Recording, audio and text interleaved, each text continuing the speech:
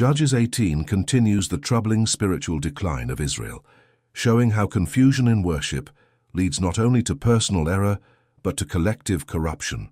In those days, the tribe of Dan was still searching for a place to settle, because they had not yet secured their inheritance among the tribes of Israel.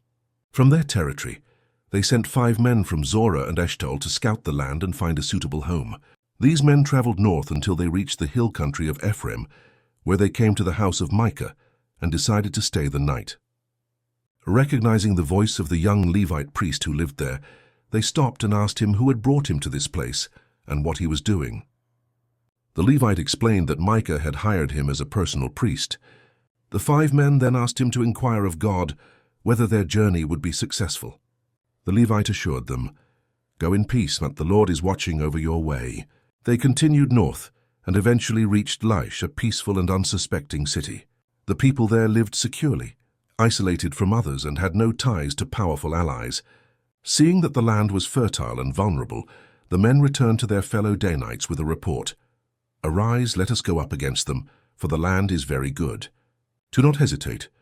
600 armed men of Dan set out from Zorah and Eshtaol. On their way, they stopped again at Micah's house in Ephraim. This time, however, they had more than just curiosity. They had a plan. While some of the soldiers stood guard at the gate, the 5 spies entered Micah's shrine and took the carved image, the ephod, the household gods, and the metal idol. Meanwhile, the Levite priest stood outside with the armed men. When the Levite realized what was happening, he protested. But the men of Dan said to him, "Be quiet.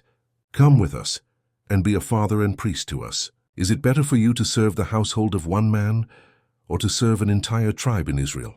Tempted by greater status and influence, the Levite agreed and went with them. Micah soon discovered that his idols and priest had been stolen. He gathered some men and chased after the Danites, crying out, "You have taken my gods and my priest. What do I have left?" But when he saw that the Danites were far stronger than him, he turned back home in defeat. The tribe of Dan continued to Laish, attacked the city and burned it with fire. They rebuilt it and renamed it Dan, after their ancestor. There they set up the carved image and established a place of worship with Micah's stolen idols. The Levite priest and his descendants served there for generations. Judges 18 ends with a sobering realization.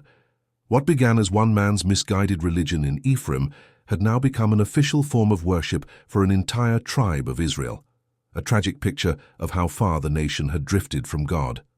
Next comes Judges 19, where the moral breakdown of Israel reaches a shocking and disturbing turning point.